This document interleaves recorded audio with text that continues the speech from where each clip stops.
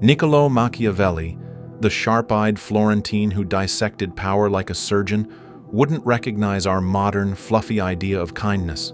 For him, every action a leader took was a calculated move on the ruthless chessboard of survival and dominance. Forget about altruism. Machiavelli saw the world through a lens of cold realism. One of his most potent, yet often overlooked strategies wasn't about brute force or overt treachery. It was far more insidious, weaponizing generosity itself. Think of it as bleeding your opponent dry, but using kindness as the blade. It sounds contradictory, almost perverse, but through a Machiavellian lens, it's chillingly effective. It's about giving, lavishly and publicly, not to uplift, but to control, disarm, bind, and ultimately weaken. The goal isn't mutual benefit. It's your unilateral advantage, secured through the subtle erosion of the other's position. Why does this work? Machiavelli understood human nature's raw materials: self-interest, suspicion, pride, and a powerful, often uncomfortable sense of obligation. When you shower someone, especially a rival, a potential enemy, a troublesome subordinate, or even a wary ally, with favors, gifts, aid, or praise far beyond what they expect, deserve, or could easily repay, you trigger a cascade of psychological and social effects working in your favor. The first is confusion and disorientation. Humans are primed to recognize and respond to direct threats. Blatant hostility activates our defenses. We know how to fight back. But excessive, unexpected kindness, it throws people completely off balance. They freeze, wondering, what's the catch? What do they really want? This moment of hesitation, this internal scrambling to understand your motives, creates a crucial window of vulnerability. Their guard drops precisely because the attack doesn't look like an attack. It looks like a gift. This leads directly to the second, more powerful mechanism: binding through obligation and debt. Machiavelli grasped the immense social and psychological pressure created by receiving a gift. Anthropologists call it the norm of reciprocity. It's deeply ingrained. When someone gives you something, especially something significant, you feel an almost primal urge to give back. It's uncomfortable to be indebted. Now, imagine that gift isn't just a coffee, but constant, public, overwhelming support. It's building a hospital in your rival's hometown. It's praising your competitor's work relentlessly in front of the boss. The psychological debt incurred isn't just financial, it's moral and social. The recipient feels shackled. They might soften their criticism of you, hesitate to challenge your plans, or even feel compelled to actively support you in some way, simply to lessen the crushing weight of the obligation. They start acting against their own best interests to settle this invisible account. You haven't demanded loyalty. You've engineered it through apparent benevolence. Simultaneously, this calculated kindness works wonders for your reputation and public image.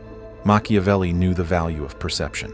By being publicly, extravagantly generous, especially to someone who might not deserve it or even opposes you, you craft an image of magnanimity, strength, and unwavering virtue. You become the good guy, the benevolent leader, the generous partner, the helpful neighbor. This halo effect is incredibly potent armor. It makes it extraordinarily difficult for your target to strike back. If they try to oppose you, criticize you, or expose your other maneuvers after you've been so publicly kind to them, they instantly look petty, ungrateful, and treacherous. The court of public opinion, or the office gossip mill, will inevitably side with you, the apparent saint. How dare Ben attack Sarah after all she's done for him? People will whisper. You isolate your opponent by making them appear the villain, effectively silencing their criticism before it's even uttered. Their potential allies might question their judgment or motives. You turn their strength, their opposition to you, into a perceived character flaw. Finally, there's the potential for subtle undermining. Constant, unsolicited help or generosity can foster dependence or complacency in the recipient. If you're always doing things for them, solving their problems, making their path easier, they might gradually lose their initiative, their edge, their ability to function effectively without your support. You haven't attacked their competence head-on. You've cushioned it into potential weakness. You've made them comfortable, perhaps even reliant. This is the slow bleed Machiavelli envisioned, a weakening not through direct assault, but through the smothering embrace of kindness. This tactic also thrives on escalation. Once the initial wave of kindness creates the debt, the giver can leverage it to make increasingly significant demands. "After all I've done for you," becomes the unspoken yet powerful preamble to any request. The employee who received constant, unsolicited help now finds it impossible to refuse covering undesirable shifts. The nation that accepted the hospitals feels pressured to grant favorable trade terms. The partner smothered with gifts feels obligated to overlook serious transgressions later. The initial kindness sets a precedent of imbalance that the giver can continually exploit, turning generosity into a long-term instrument of extraction. The recipient becomes trapped in a cycle where acknowledging the manipulation feels like admitting their own complicity. Let's see this tactic unfold in everyday scenarios, far removed from Renaissance palaces. The workplace promotion. Sarah and Ben are both strong contenders for a single senior manager position.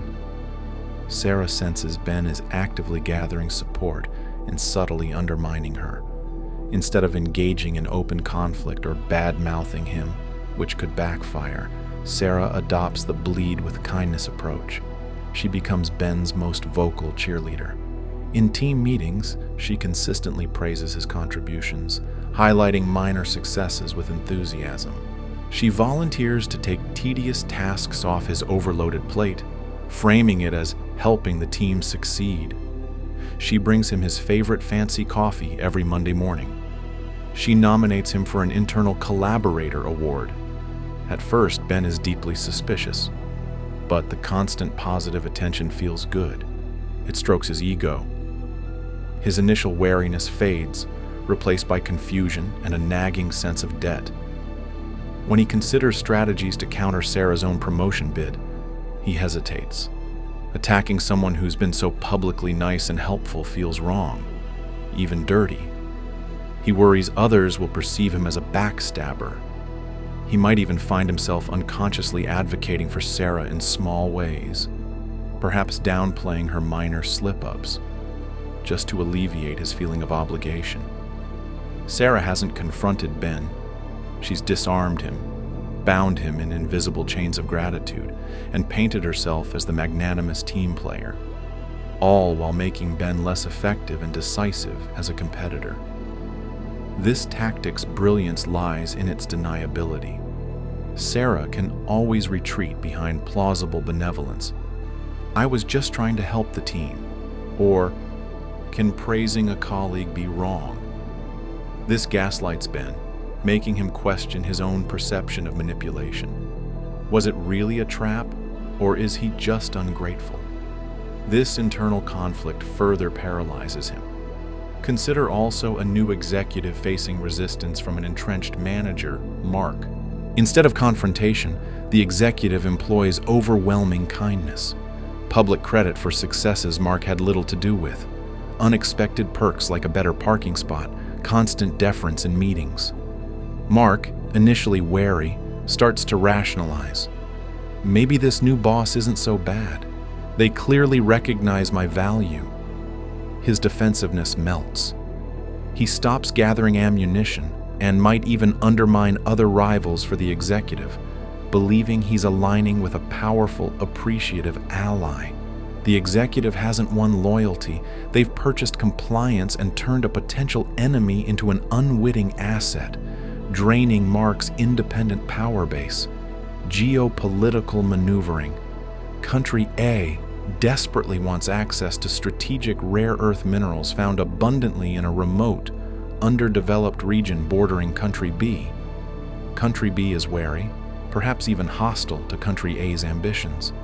Instead of issuing threats, imposing sanctions, or rattling sabers, which would unite Country B against them, Country A launches a massive, highly publicized humanitarian aid and development partnership targeting that specific border region of Country B.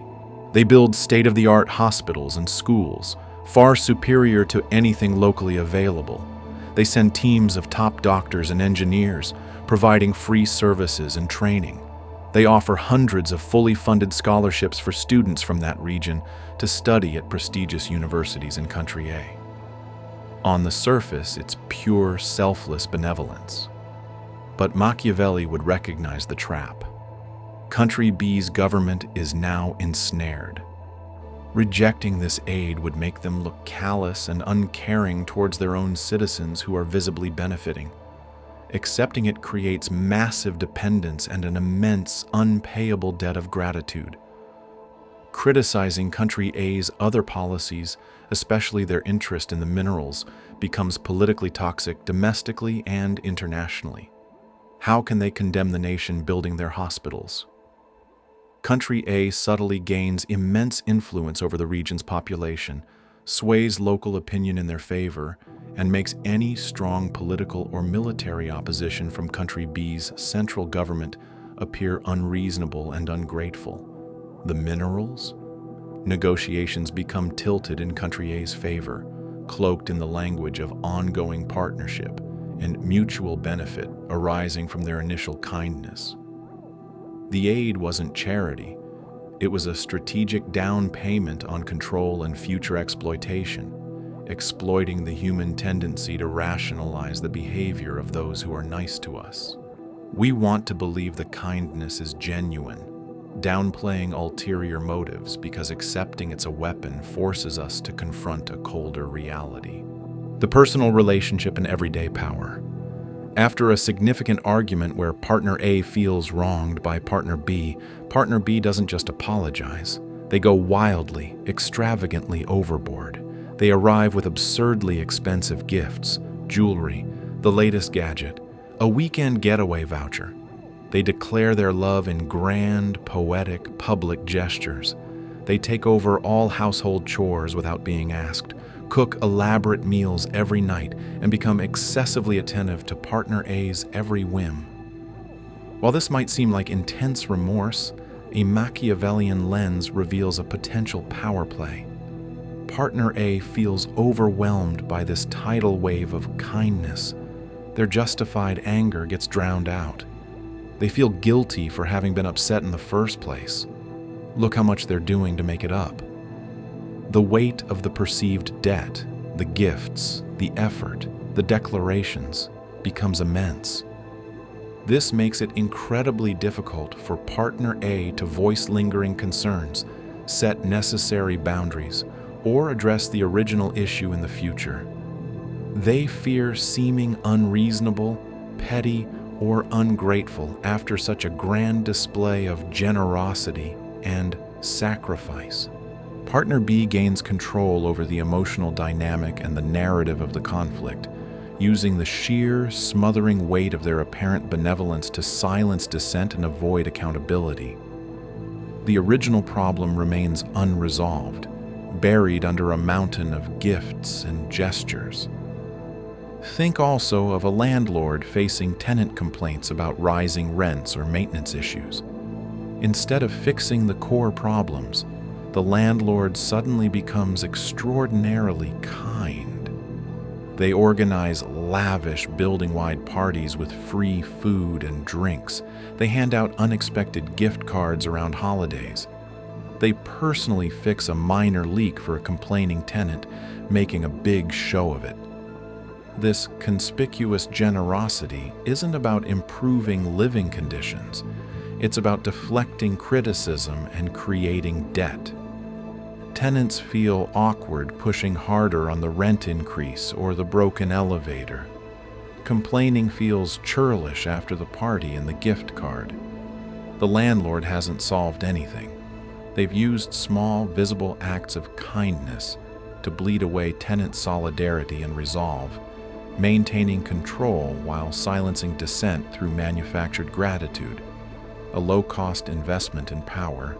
Machiavelli wouldn't recommend this tactic for building genuine trust, fostering healthy love, or creating lasting, equitable partnerships. Such outcomes were irrelevant to his core concern: the acquisition, maintenance, and expansion of power and advantage. The bleed them with kindness approach is fundamentally cold, pragmatic, and transactional. Its devastating effectiveness lies in its exploitation of deeply ingrained human responses. Our confusion when faced with the unexpected, our powerful, often irrational sense of obligation, our intense fear of social judgment and appearing ungrateful, the vulnerability created by reputation attacks, our tendency to rationalize the behavior of benefactors, and the ease of escalating demands once the initial debt is established. It masterfully turns virtue itself into a weapon of control, wrapped in the perfect cloak of deniability. The giver emerges looking strong, secure, and supremely benevolent, a paragon of generosity. The receiver, meanwhile, is weakened. Their autonomy is chipped away. Their ability to resist or oppose is hampered by the chains of debt and the fear of public condemnation. Their moral high ground is eroded. Their resolve is sapped, and they may even become dependent. The bleeding isn't literal. It's the slow, deliberate draining of an opponent's strategic position, their freedom of action, their support base, and their will. It's power exercised with a disarming smile, making the victim complicit in their own weakening through the sheer, inescapable weight of a gratitude they never asked for and a debt they can never truly repay. It's a reminder that for Machiavelli, the critical question governing any action was never, is it kind, or is it moral, but always, ruthlessly, does it work? And strategically deployed, overwhelming, calculated kindness, designed not to uplift but to control, disarm, bind, and bleed, works with terrifying efficiency. It's the velvet glove cloaking the iron fist, proving that sometimes the softest approach can inflict the deepest, most debilitating wounds. Seek wisdom.